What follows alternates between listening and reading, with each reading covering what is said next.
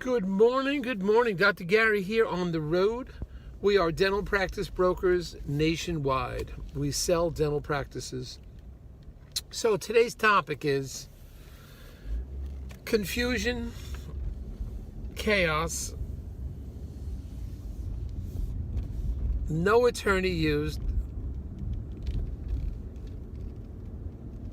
and finally we closed the transaction. And now, peace. We'll get into this, what happened and the whole story. So, just the background, we are been doing the dental practice brokerage now for 12 years. We have 10 employees, and we're in 27 states, soon to be, I think, 29 soon. We have 2 more states, I think Ohio and Indiana soon. We have a team of 10 employees, including 2 CPA accountants. I believe we're one of the few dental brokers. I myself was a dentist for 25 years. And we have the 2 CPA accountants, which I think in our field is rare. Very few people have that. Plus we have operations director, marketing director, and 5 development acquisition specialists. So we got a pretty good team. We're here for you. Both buyer and seller, 363 days a year, and we only take off Christmas and Easter. We're also available from 7:30 a.m. East Coast time to 9:30 p.m. So if you need us, we're here. We answer the phone essentially every day, and we're excited to help you. We enjoy what we do, we're excited about it, and we've had some very good results over the last 12 years. Plus an extraordinary amount of experience, but we're still learning. You never stop learning, because in this field, it's just unbelievable how every deal is different. The information you're about to hear is for entertainment purposes. It is not legal or business advice. So please remember that. And if you are thinking about selling to a large DSO, you know, your practice is over 900,000 or something like that, we can help you, because the DSOs that we work will often pay our commission. We're independent. We're not in business with any DSO, because we want to pick and choose which ones. But if you're thinking about selling them, they're going to pay our commission majority of the time. And sometimes we get your legal fees reimbursed at closing. We've done that multiple times. So we'll help you there. But getting back to what happened, I'm like worn out. I'm like I'm so tired. And so are the attorneys and everybody involved in this recent transaction. It was a closing that we had. Successful at the end, but getting there was like just chaos, confusion, nightmare. You had a buyer that was hot, cold, wanted to be aggressively moved forward, and then not. You had a practice that didn't cash flow as well, therefore required some owner financing. Had some issues with the cash flow. It was a good practice, but the cash flow, the way the banks looked at it, was challenging. So the owner got involved in the financing, which was wonderful. And the owner also owned a building, made it even easier. But there was a buyer that decided not to use an attorney. Then the buyer decided, okay, we will use an attorney. Then they didn't use an attorney. Then they did use an attorney. Then they didn't use an attorney. That's, in the end, they never used the attorney. They had a financial, let's call it, advisor that was pretty sharp. Not an attorney, but pretty sharp. So you had the seller being represented by great dental attorneys, a team of 2 of them, and the buyer with no dental attorney. So the seller's attorneys had to communicate with the buyer's advisor, I guess you'd call it, financial advisor, to try to negotiate a deal. And it was hard. The financial advisor was knowledgeable, but admittedly not an attorney. So it was like hot, cold, hot, cold, hot, cold. Are we going to close? We're not going to close. We're going to close. We're not going to close. And then the buyer was running, hot. Let's get this deal done. Let's get it done. Then the buyer ran cold and would sit on things for 3 weeks. And the buyer would get hot. Okay, let's get it closed. And then it was a freaking nightmare. It is so exhausting now.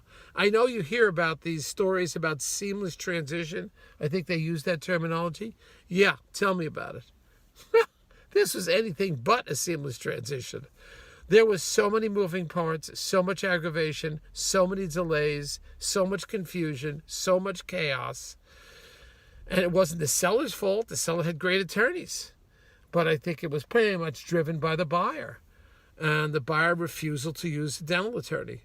So any of you who think you're going to go into a transaction by using some pre-made contract, it's like, forget it. And if you think it's going to go seamlessly, and I'm doing this for 12 years now, 12 years using all my experience and essentially working 24/7, and I did the best I could in the middle to negotiate, but I'm not an attorney. But I sat in the middle and tried to help and move things forward, keep the buyer motivated, the seller motivated. The seller, I mean, I could understand how long the seller would, how long could they hang in there for, and how frustrating it was for the seller. But you got to keep the seller motivated. At the same time, you've got to drive the deal forward. And if there's too much time that sits on a deal, deals fall apart. And this would have fallen apart. I believe because of my team, my involvement, I was helpful. I wasn't the only one, but I was helpful keeping the deal going, keeping the deal alive, keeping everybody motivated. I mean, it was hard, and you are wiped out. The attorneys are wiped out, the buyers wiped out, the sellers wiped out, financial advisors wiped out. It's like, I am definitely wiped out. It takes you a while to recuperate from these things. It's not easy. But in the end, yes, success. You will have success. I inspire you to keep going, just to be acknowledgeable that these deals have a lot of moving parts. You got 10 moving parts. Often, there were less moving parts, but still a lot of aggravation. You will get through it. It will work out great for you. The one who wins in the end is always the buyer. The buyer is the winner because the buyer is buying a business which is generating income. Success rate of these, as I've mentioned many, many times, continues to be 99.75%. Nobody fails. They fail if the buyer gets involved in drugs or alcohol. If the buyer goes in and fires all the staff, or if the buyer goes in and tries to change a PPO 100% or 90% PPO practice overnight to a fee-for-service practice. It's not that you can't do that, but it has to be a slow transition. You need the financial income to keep the place going. And you could slowly transition by getting the proper marketing, advertising, website, and slowly do it. Yeah, you could slowly do it, but not overnight. So those are where your failures come from. But we have harmony now. We have peace now. The deal's over. And I called it amicable resolution that we finally got. Everybody settled down. After the closing, we just settled down. But it was tough. It was really tough. And there was no banks involved either. So it was the owner financing pretty much, which we generally don't do, but circumstances, sometimes if the deal didn't cash flow, for whatever reason, there was valid reasons for it. But it was a very sound, financially rewarding dental practice. Still, the banks, under rare circumstances such as this, couldn't finance it. And I'm not a big advocate of seller financing, but sometimes you have to do that. Sometimes. Often not. Often you get 100% financing. But it worked out. It took me about 3 days to recuperate because I'm so tired from it. But but it's all a learning experience, and you use these tools. That's what makes us different. We've done this so many times. We will get over your roadblocks. It doesn't matter what you throw at us. We've been there, done that. It may be new each time. I never had one specifically like this, but there's always a roadblock. There's always a bump in the road. It is never easy.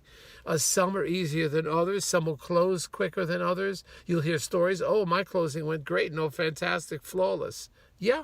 That could happen.